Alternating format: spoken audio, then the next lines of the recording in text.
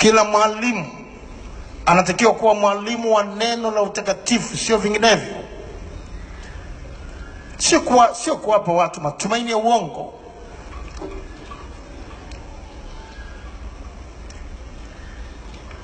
Au kupandikiza ndani yao tu mambo ya dunia hii yanayopita.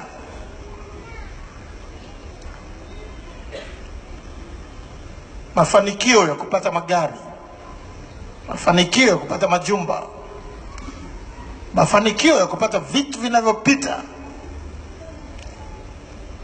Tusiangalie yanayoonekana bali yasiyoonekana. Maana yale yanayoonekana ni ya muda tu, ni ya kitambo tu, bali yasiyoonekana ni ya milele. Haya ndio yatakuwa mafundisho ya mwalimu anayempendeza Mungu. Mwalimu anayempendeza Mungu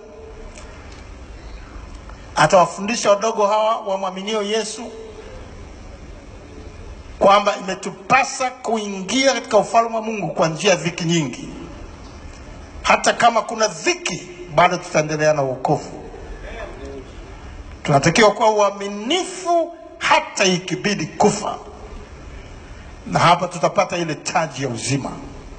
Walimu wanaompendeza Mungu watafundisha hivyo, bila kujali watu wataondoka katika mafundisho yao, watu wataondoka katika makanisa yao, hawatajali hiyo. Ni nani tunayemshawishi? Je, ni Mungu au wanadamu?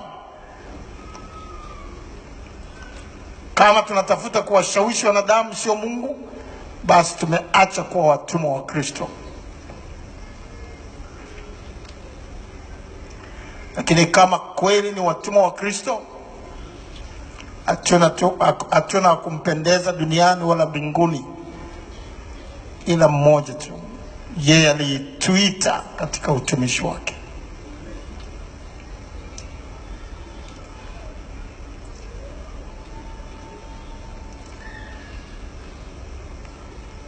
Mwalimu ambaye ndio kielelezo cha sisi walimu wote alikuwa Yesu Kristo, ambaye alikuwa angalii sura ya mtu, alinena kweli yote,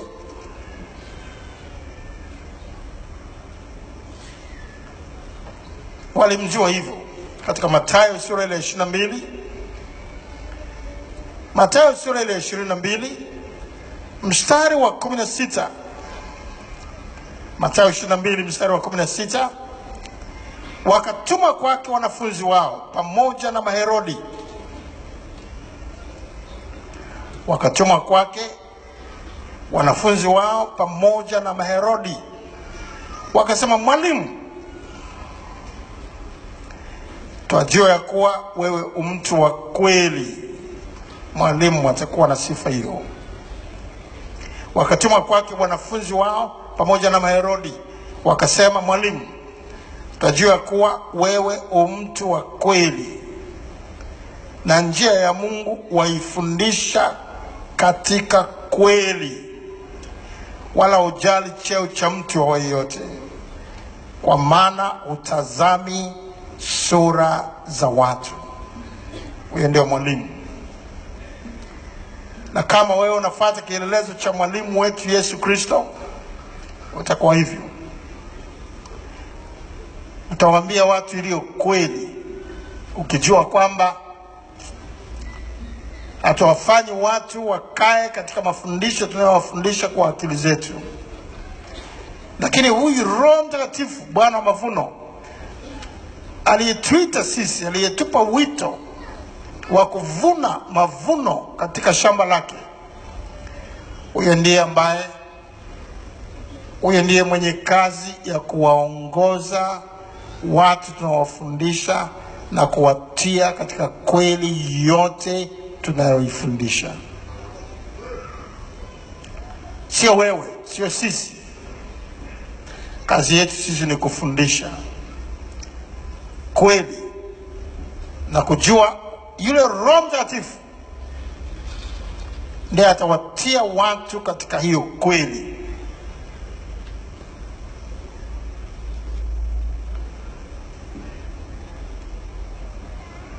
Ndio maana hapa hatuchuji neno la Mungu, hatuchuji kweli. Tuko hapa kutafuta umati. Ukiona kuja hapa kutafuta umati, hapa hatutafuti umati hapa. Ile njia ni nyembamba, hata kuiona ni kazi. Wanayoiona ni wachache, na wanaotembea kwenye njia ile ni wachache. Kristo akisema, amesema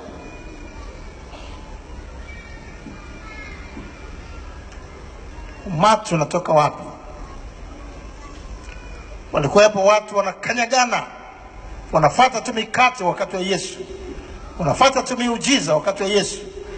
Lakini alipoileta kweli, alipoleta neno lile gumu kwao, wakasema neno hili ni gumu. Yohana 6 kuanzia mstari ule wa 60.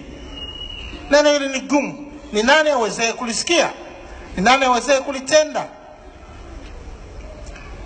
Wengi miongoni mwa watu wale walisikia lile neno, wakamwacha, wasiandamana naye tena. Akawageukia wanafunzi wake thenashara 12, akamwambia, na ninyi je, mwataka kuondoka kama hawa? Njia nyeupe. Huyo ndio mwalimu.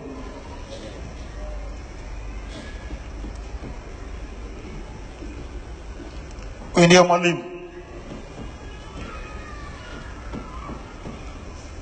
Nami nimesimama katikati yenu kwa miaka 30 sasa, sijachuja neno hili, ili kutafuta umati, ili kutafuta sifa ya umati. Maana nachitaki adhabu hii kubwa zaidi, ambayo itakuja kwa walimu wanaowakosesha wadogo waniaminio, wamwaminio Yesu. Ndio maana wewe kama kweli ni mtumishi wa Mungu, utahubiri kweli, utasimama katika kweli ya neno la Mungu. Utaacha mizaha mbele ya watu. Watu wengine wanaowafundisha ni watu ambao maneno yale wanayosikia kwako yanaweza kuwa ya mwisho. Hawatapata nafasi nyingine ya kusikia, alafu wamekaa na wachekesha tu. Waambie hiyo kweli, ugusi pale panapouma.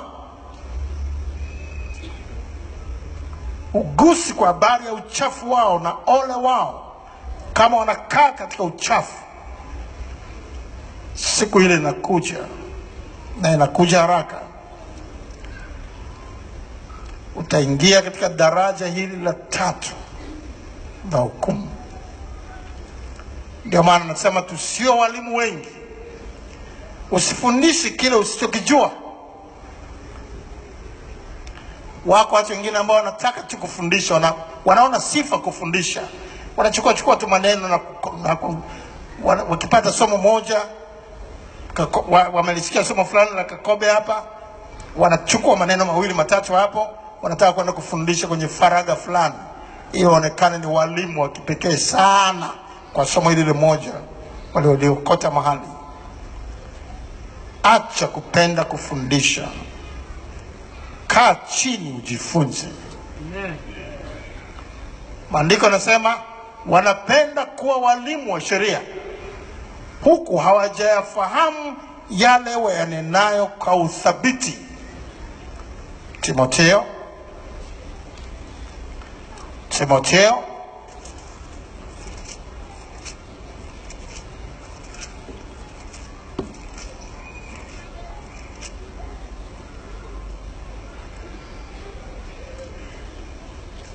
wa kwanza sura ya 1 mstari wa 7. Timotheo wa kwanza sura ya 1 mstari wa 7. Wapenda kwa walimu wa sheria, ingawa hawayafahamu wasemayo, wala mambo yale wayanenayo kwa uthabiti. Lakini tunajua kuwa sheria ni Ni Timotheo wa kwanza sura ya kwanza mstari wa 7 pale, wapenda kuwa walimu wa sheria ingawa hawayafahamu wasemayo wala mambo yale waenenayo kwa uthabiti.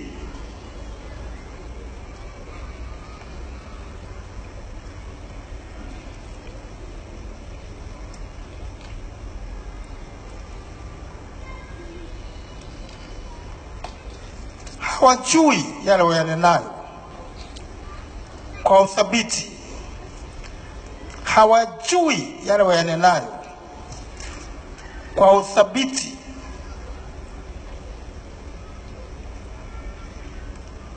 Wanazungumza tu, wanazungumza tu, wanazungumza tu.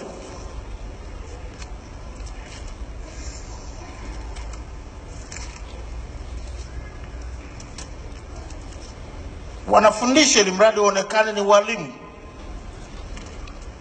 mbele ya wengine.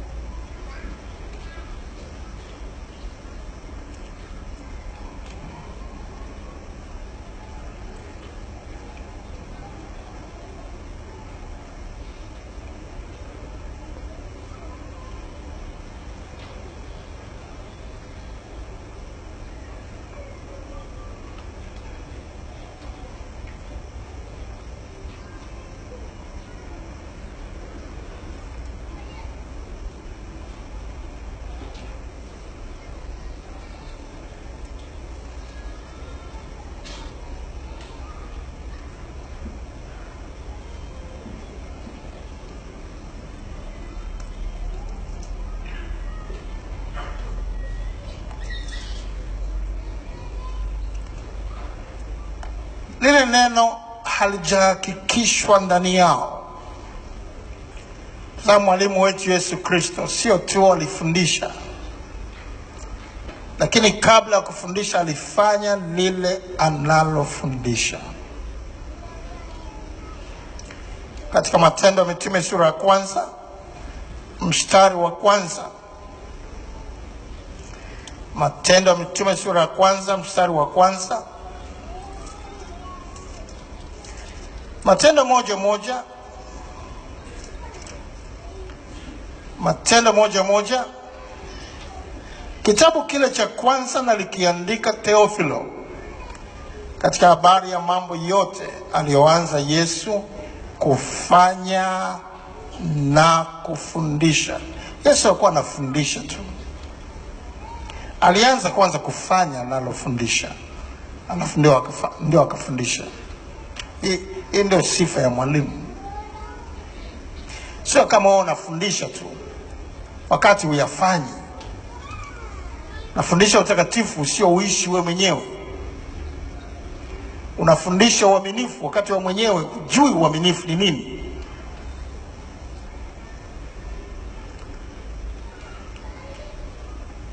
Paulo mtume anasema sehemu nyingine, alihakikishiwa juu ya neno lile nafsini mwake mwenyewe.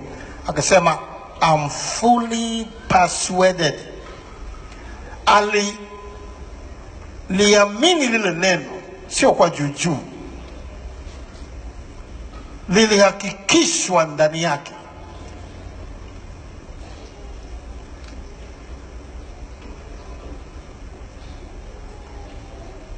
Sio kama wewe unasikia neno lakini halijahakikishwa ndani yako. Ndio maana ukisikia mwingine anafundisha kitu fulani, anakuambia hapa ni amani tu, ni amani tu, umeshachukuliwa na kila upepo wa elimu, umeshabadilika, umetoka katika sehemu yako, umetoka katika lile uliokuwa unaliamini mwanzo.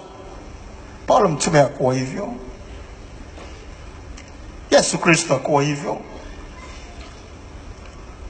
Yohana Mbatizaji hakuwa hivyo, hakuwa unyasi unaotikiswa na upepo. Paulo mtume alikuwa fully persuaded, alihakikishwa. Lile neno ndani ya lile neno alilofundishwa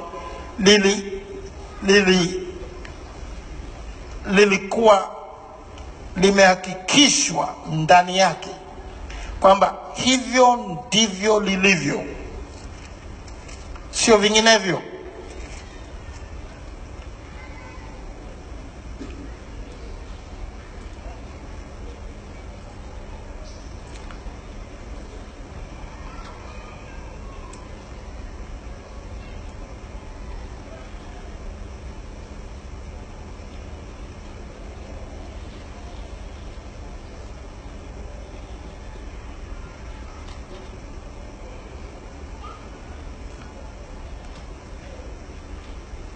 Na mimi nimekuwa nasema sio mara moja, mara mbili, miaka mingi iliyopita, kwa habari ya imani hii, nilikwisha fika mahali ambapo panaitwa point of no return. Kuna ndege inavyoruka, hizi ndege za abiria zinavyopaa, inafika mahali fulani ambapo haiwezi kurudi tena ilikotoka. Sema ile ndio inaitwa point of no return. Ile ndege inalazimika kuendelea kule na kukwenda.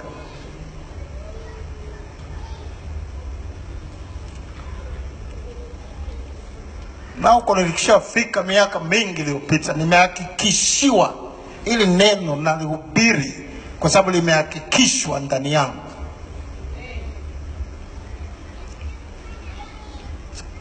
Sio unyasi unaotikiswa na upepo. Mke wangu alishafika hapo miaka mingi iliyopita. Point of no return. Si mahali ambapo upepo unaweza kumtikisa hivi. Sio unyasi unaotikiswa na upepo. Kama watu wengine wajinga wanaonong'ona, hey, Kakobe ameanza kuwa na hao, wasije wakambadilisha. Nani? Unamfahamu Kakobe vizuri? Nani?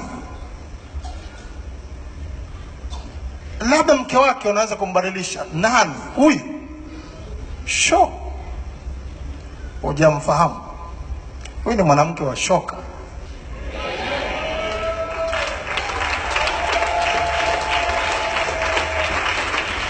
Wao wamekuja juzi hapa kanisani, ndio maana wanaropoka tu. Unatakiwa ukae chini waulize waliokuwepo zamani. Mwaka 2003 hapa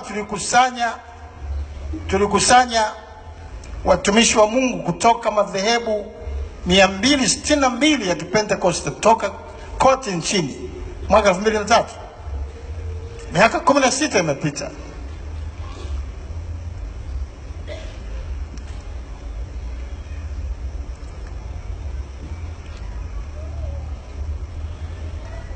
Walikusanyika hapa ulipo kwa siku 10. Tumeketi hapa tukijifunza neno la Mungu kwa siku 10.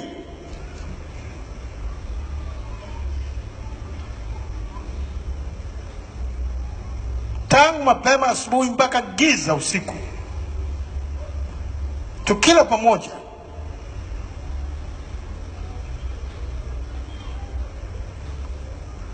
Madhehebu ya Pentekoste yapatayo 262, watumishi wa Mungu karibu 10,000.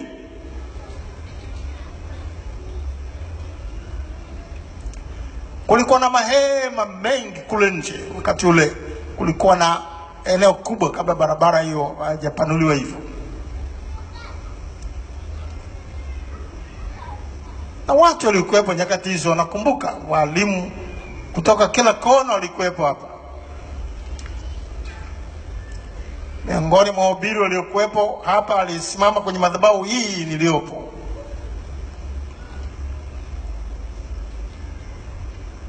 Alikuwa mchungaji Gertrude Rokatari.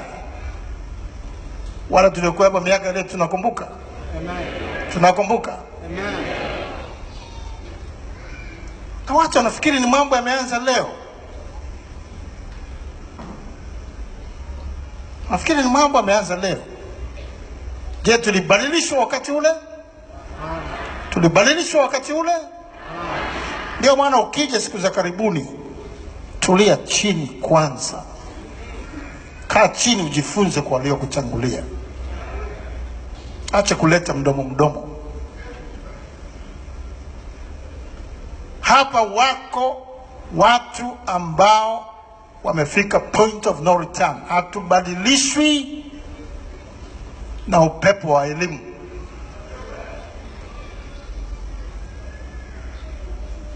Kweli itafundishwa bila kugoshiwa. Na wao wanatakiwa kuifundisha hii kweli. Kinyume chake, usiwe miongoni mwa walimu. Acha kuwapa watu matumaini ya uongo.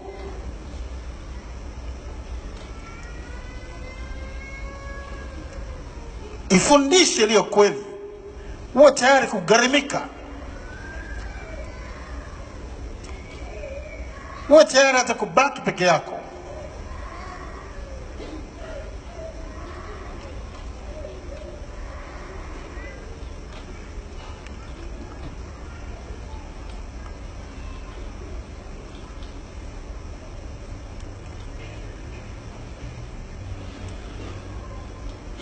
Kule nyuma nilikuwa nawaambia watu tena na tena, ili neno ndivyo lilivyo, alichujwi. Kama uko tayari kukaa katika neno hili, kwa maana tumeweka milango mingi, unaweza kutafuta wa kwanza wa kutokea. Lakini niko tayari kuhubiri mabenchi. Kama unakuja unafikiri kwa fedha yako, sijui suti unanunulia ndio suti hizo zitanifanya nitoke kwenye mstari wa neno hili, suti zako unazipotelea mbali. Niko tayari kuhubiri nikiwa nimevaa blanketi. Ndio maneno tuliyotumia tangu tuanze hapa. Kwa sababu ndani yetu kuna hofu. Kuna daraja zito la hukumu kwa walimu ambao hawajui ni neema kuitwa watumishi wa Mungu. Ni neema kinywa chako kutumiwa na Mungu. Mungu anataka kinywa chako kinene iliyo kweli, ili watu wasikie yaliyo mapenzi ya Bwana, wajiweke tayari.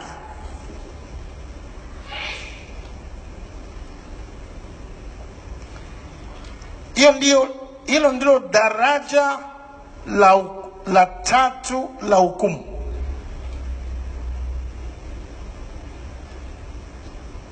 Ya ukali wa moto. Daraja la kwanza, shetani na malaika zake. Daraja la pili, mnyama na nabii wa uongo. Daraja la tatu, walimu wanaowakosesha waliookoka kwa mafundisho yao. Daraja la nne, nimesema yako matano. Daraja la nne ndio wengi wenu mtaingia kama baada ya leo hamtubu na kuacha hiyo tabia.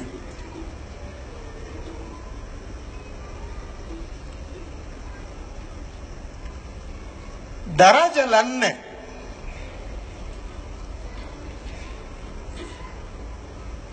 la hukumu itakuwa kwa ajili ya wale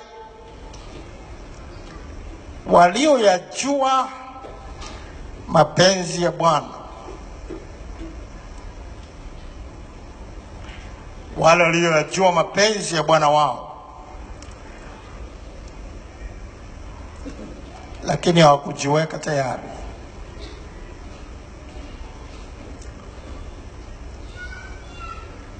Wale walioyajua mapenzi ya Bwana wao Yesu Kristo,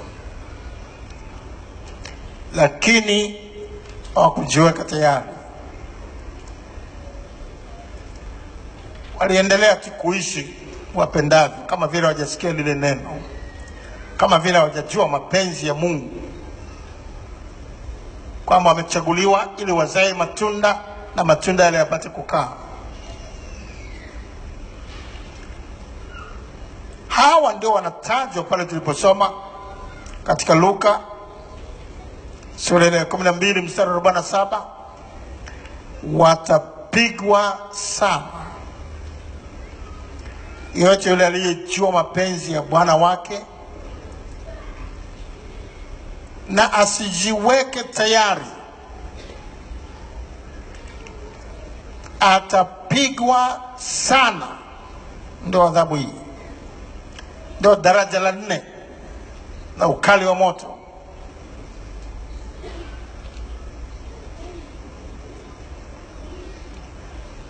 Narudi tena pale Luka 12:47, na mtumwa yule aliyejua mapenzi ya bwana wake asijiweke tayari wala kuyatenda mapenzi yake, atapigwa kidogo, atapigwa kidogo, atapigwa sana. Hili ndio daraja la 4 la ukali wa moto. Hili ndio daraja la 4 la hukumu katika moto ule wenye kutisha.